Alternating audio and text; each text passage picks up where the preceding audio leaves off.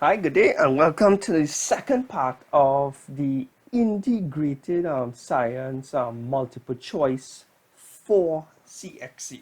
Right, so today I'm going to be doing 10 more questions from 11 to 20. Let's jump straight into it. Question 11. Which of the following is not a renewable source of energy? Now, I made sure and did this question because a lot of students have been messaging me, asking me the answer for this particular question.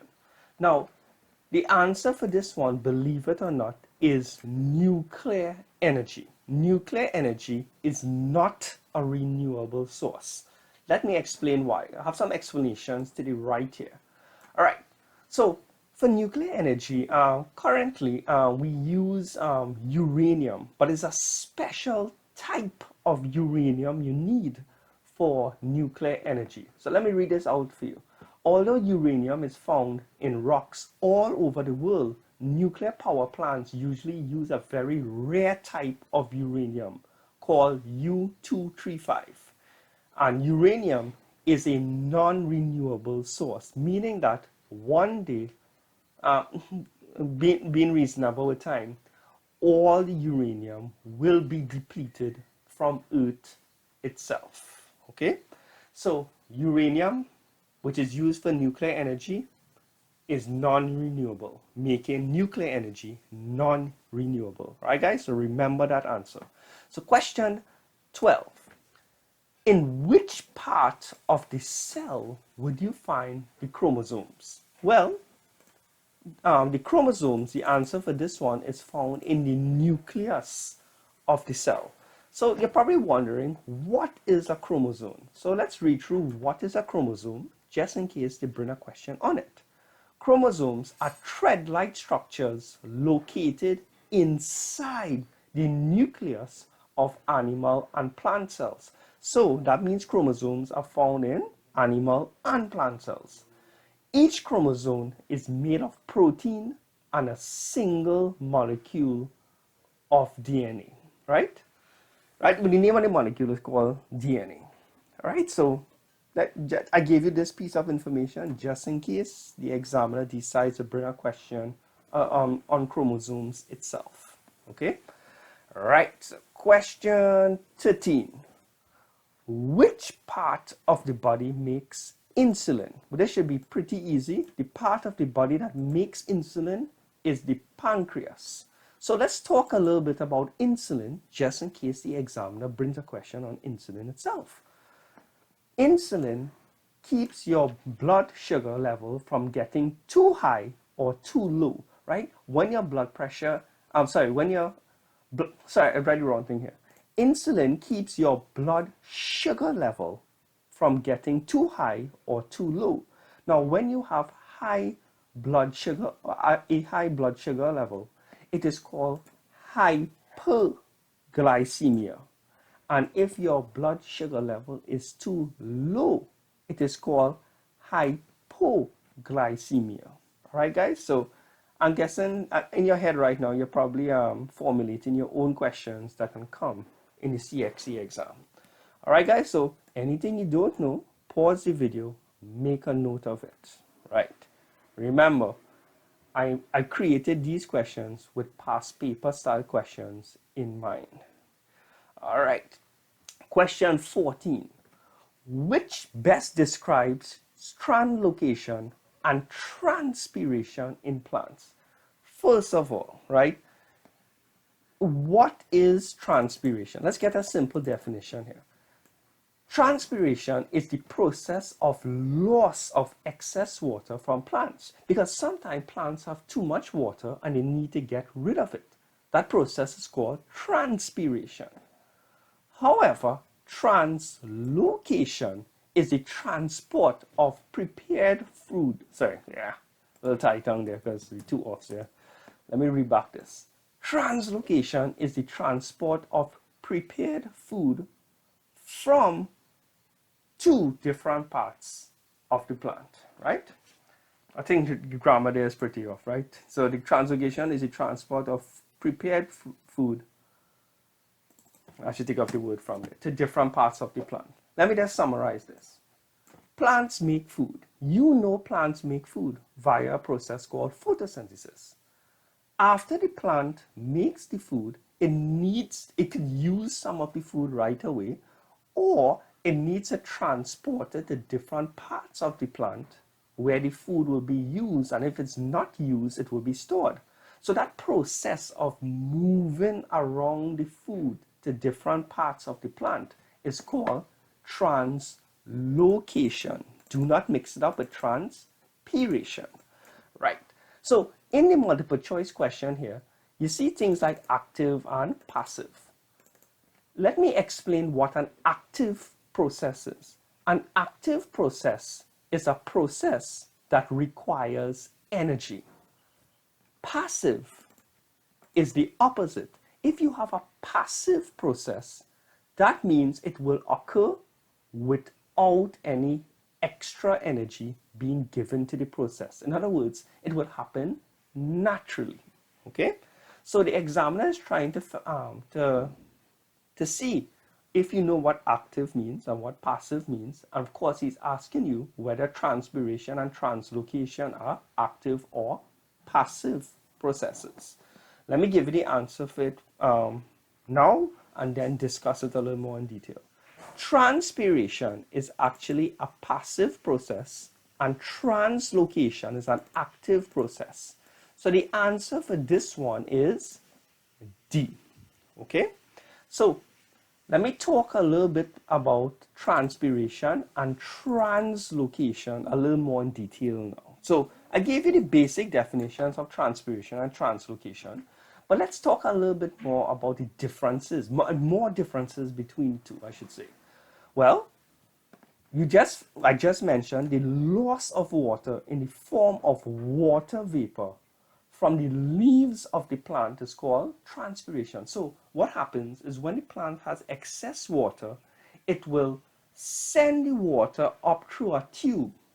Do you know the name of the tube I'm talking about? The name of that tube is called the xylem, X-Y-L-E-M.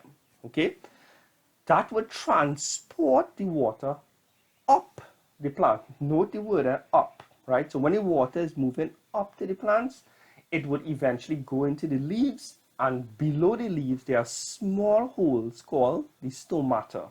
And of course, the water will leave the leaf via the stomata in the form of water vapor. So that process is called transpiration. The products of photosynthesis is moved. Now the products, that means the products of photosynthesis is the plant food, right, which is glucose.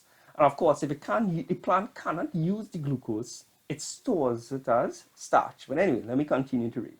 The products of photosynthesis is moved from the leaves, where they are formed, to other parts of the plant. This transport of soluble products, they're talking about the food, the glucose or the starch, of photosynthesis is called translocation. So this paragraph again is telling you what translocation is. It's just the movement of food from one part of the plant to the other part of the plant after the plant makes it from photosynthesis. Let's talk a little bit about transpiration again. Now the thing about it, transpiration is the movement of water, of excess water, up the xylem. But it only occurs in an upwards direction against gravity. Translocation occurs up or down. It could go against gravity or with gravity. To simplify, it could go up and down the plant. Transpiration, that's the movement of water, involves the xylem cells, right? It's a tube, right? I'm sure you're all very familiar with the two tubes, the xylem and the phloem.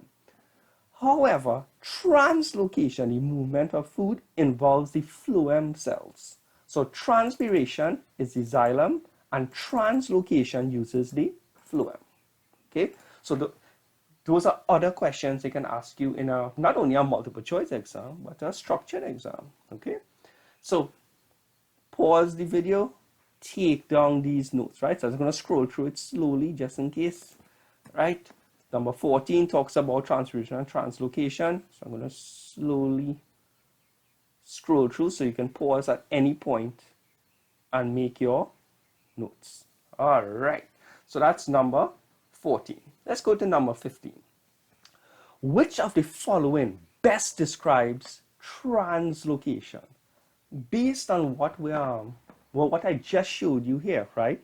The answer for this one would be C, right? Translocation, right? Transports sucrose, well, it could be glucose and starch and whatnot, transports sucrose and amino acids, right? Upwards and downwards via the phloem, right? If you read the other answers, you're going to realize that they are wrong. A is wrong because it's saying that the translocation uses the xylem, but we know translocation uses the phloem. And it's very important to remember the plant food can move up or down also. Number 16.